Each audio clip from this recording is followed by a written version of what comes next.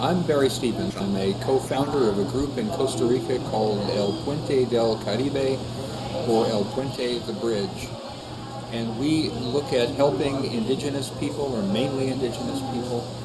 And this year we put 52 Bribri children in school. We've done 29 microloans. 100 people a week come to our place for a community kitchen. And we're getting involved in community projects both in the town and within the indigenous community. And if we've done anything that's unique in our operation down in Puerto Viejo, it's to really get the message that there's 5 things that have to happen simultaneously for a family to work its way from extreme poverty into self-sufficiency. The first is legal compliance. Here in Costa Rica, for example, if you don't put your children in school, the government can take them away.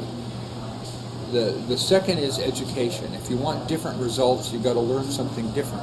Well, education, even though it's free here, still costs money, $150 a year to get in with supplies and things.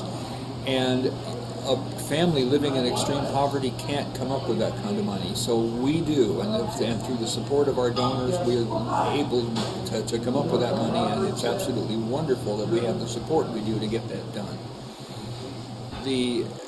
The next is income generation. That's item 3, and it's you got to give a family a way to work with their own hands and create the income that makes them meet their own needs. And we do microloans for that reason. The microloan program was born.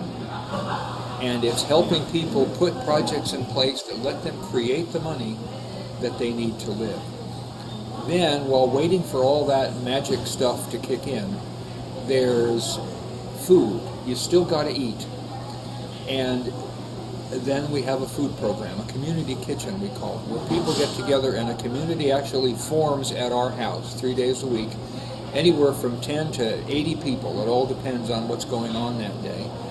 And we do what we can to pull them together and feed them and foster the feeling of that community.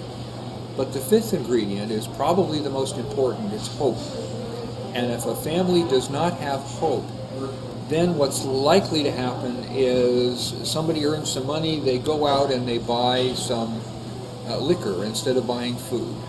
Why? Because there's no reason. It doesn't work. No one ever has done it. We've never seen anybody do it, so therefore we'll just spend our money the way we want to. That hope ingredient is a pretty crucial ingredient. And we're involved with the Science of Mind community. We listen to some of the ways that people think in their lives. And one man, for example, a Bribri father, stood in front of me, turned his pockets inside out and said, "I am always poor." And by changing the things he declares about himself, he's no longer poor.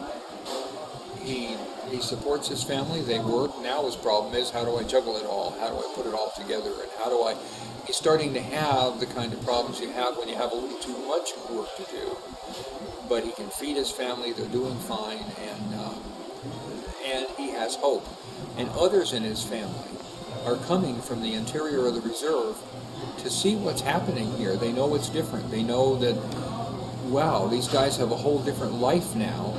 They're actually able to feed themselves, and then those family members have hope. And then others in the community look at that entire extended family and they get hope. So hope spreads. Hope is very contagious, and it's a very important ingredient to making this process work.